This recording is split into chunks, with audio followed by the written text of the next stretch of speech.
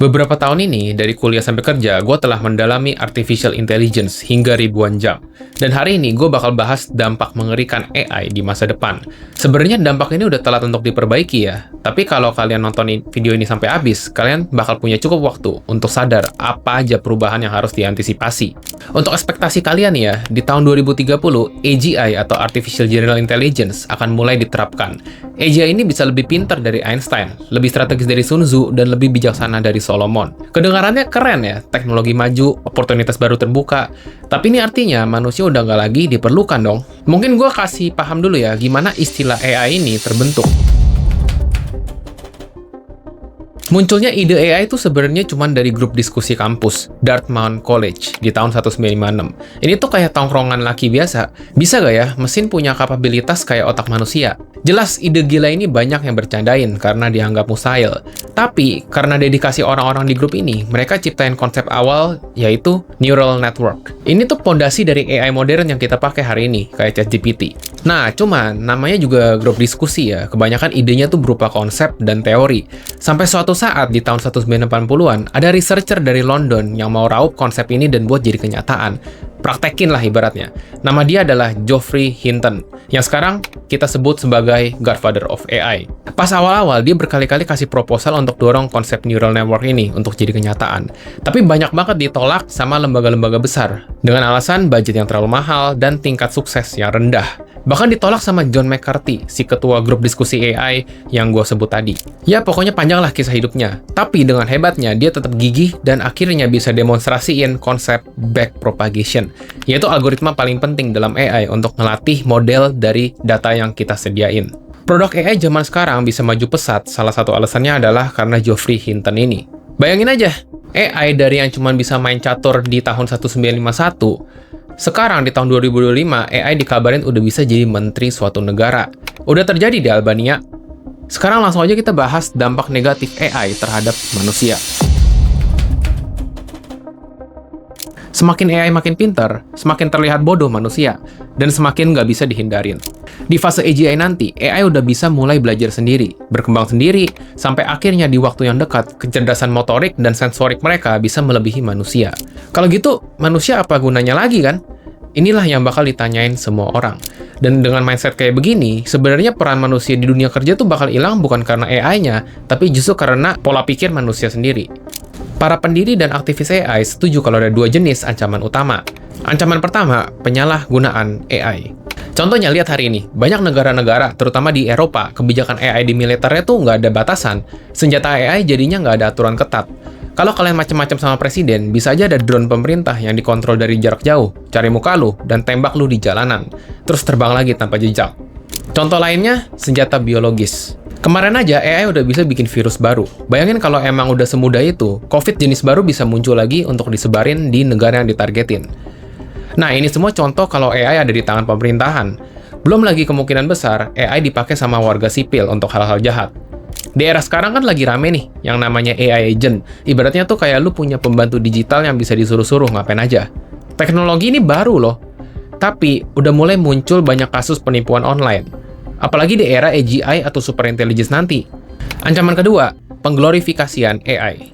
Sebanyak 78% perusahaan besar udah mulai adopsi AI. Kalau hadapin suatu problem, pertanyaan pertama di perusahaan-perusahaan gede tuh, pakai AI apa? Bukan lagi harus hire siapa. Dan sebenarnya masuk akal kenapa banyak eksekutif lebih menjunjung tinggi AI daripada manusia. Bisa 24 jam kerja tanpa luang lembur, dan kalau nggak diperluin lagi, tinggal unsubscribe. Nggak harus pecat sana-sini. Bahkan pekerjaan gua, software engineer, udah mulai nggak laku di pasar global karena adanya konsep vibe coding, kayak pakai cursor atau Lovable. Lu bisa lihat survei dari Microsoft, pekerjaan yang kemungkinan besar bakal di layoff di tahun yang akan mendatang karena AI adalah translator, sejarawan, bahkan sampai penulis. Terus kalau kalian merasa kerjaan yang perlu fisik kayak kuli bangunan bakal susah untuk digantiin, pemikiran ini juga salah besar. Karena di Cina atau Amerika, mereka tuh udah mulai implementasiin 3D printing bangunan-bangunan. Jadi makin lama, makin inovatif. Pekerjaan tradisional juga bakal punah. Gilanya ini semua cuma permulaan loh. Di tahun 2030 nanti, kita bakal masuk ke era AGI, Artificial General Intelligence, yang dimana AI bakal sangat berkembang dan bisa ambil pekerjaan profesional, kayak dokter, guru, industri kreatif, bahkan software engineer yang senior. Apa yang bakal terjadi selanjutnya bakal ubah cara main sekaligus cara pandang terhadap pekerjaan lu yang sekarang. Sebahaya-bahayanya AI, kita harus akuin juga kalau ada dampak positif di lapangan kerja, terutama dalam biaya dan efisiensi. Cuman dampak positif inilah yang bakal ubah struktur di lapangan pekerjaan. Dengan kata lain, automation. Kalau di kerjaan kantoran, kasus ekstrimnya tuh kayak tim besar yang berisi 3 senior dan 10 entry level, bisa jadi cuman perlu 5 senior dan 0 entry level dengan AI ini.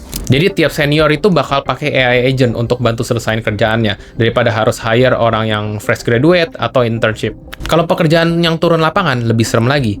Di Cina, pabrik-pabriknya tuh udah gelap semua karena mereka nggak perlu lagi manusia. Dan mereka udah gantiin ratusan karyawan mereka jadi robot yang dikontrol sama pusat. Akibatnya, kesenjangan ekonomi juga bakal memburuk. Gak cuma pengangguran massal, tapi juga yang kaya bakal makin kaya karena punya modal dan akses ke teknologi baru ini. Jadinya, industri-industri konglo sekarang bisa memonopoli perusahaan-perusahaan kecil yang kapitalnya nggak cukup untuk manfaatin teknologi AI ini. Ambil contohnya pertanian deh. Dulu tuh petani kecil masih bisa bersaing karena modalnya tuh ya nggak terlalu gede, cukup lahan, tenaga kerja, dan pupuk. Tapi dengan adanya AI dan robotik, perusahaan agrikultur besar bisa pakai drone buat nyemprot pestisida, terus sensor IoT buat analisis tanah, dan bisa prediksi cuaca atau panen. Hasilnya jauh lebih efisien dan murah dibanding petani tradisional. Akibatnya, petani kecil ini tuh makin sulit bersaing. Mereka kalah produksi, kalah harga, dan ujung-ujungnya lahan mereka bakal dijual ke korporasi yang besar. Terus anak-anak kuliahan yang baru lulus juga bakal kehabisan ide. Setelah lulus mau ngapain? Karena semua kerjaan kan udah diambil AI. Nah, mereka harus fokus ke satu hal yang bakal gue bahas di bab berikutnya. Jawabannya simple, sekaligus inilah kunci utama untuk gak tenggelam di dunia AI, yaitu edukasi. Beda ya sama zaman orang tua kita dulu, waktu internet baru muncul di tahun 1983. Tapi sampai sekarang, banyak ortu kalian pasti nggak ngerti buka TikTok, dan hidupnya normal-normal aja. Giliran kalian yang Gen Z, kalau nggak paham AI, 10-20 tahun lagi, kalian bakal ketinggalan jauh banget dibanding orang-orang yang ngerti AI, meskipun cuma basic. Boleh subscribe channel ini kalau kalian mau panduan untuk ikutin perkembangan AI gimana. Alasan mereka nggak mau mengedukasikan diri sendiri adalah underestimate perkembangan teknologi. Orang kiranya linear, tapi sebenarnya eksponensial. Contohnya nih ya, dari kereta kuda sampai pembuatan mobil, itu perlu ribuan tahun. Sedangkan kalau dari mobil sampai pesawat jet, cuma perlu beberapa dekade. Jadi coba, mulai belajar tools AI. Kalau misalnya lo designer, coba pelajarin tools kayak Figma AI atau Midjourney. Kalau lo programmer, coba pelajarin code assistant kayak Copilot atau Cursor. Kalau lo content creator, coba pelajarin AI editing dan script generator kayak Submagic atau ChatGPT. Kalau lo anak bisnis, pelajarin AI buat analisis data dan marketing automation. Kalau lo mahasiswa, pelajarin cara pakai AI buat research dan belajar lebih cepat. Jadi guys, AI itu punya potensi luar biasa. Bisa bikin kerjaan kita lebih cepat, bisa nyembuhin penyakit lebih murah, pokoknya bisa bikin dunia ini lebih efisien. Tapi di sisi lain, kalau salah kelola, bisa jadi ancaman terbesar buat umat manusia. Pertanyaan sekarang adalah, lu siap gak buat berdampingan dengan teknologi yang lebih pintar dari kita ini? Kebanyakan orang nggak siap, dan mereka lah yang bakal gagal. Like kalau lu suka, dan subscribe channel ini biar nggak ketinggalan pembahasan teknologi menarik berikutnya.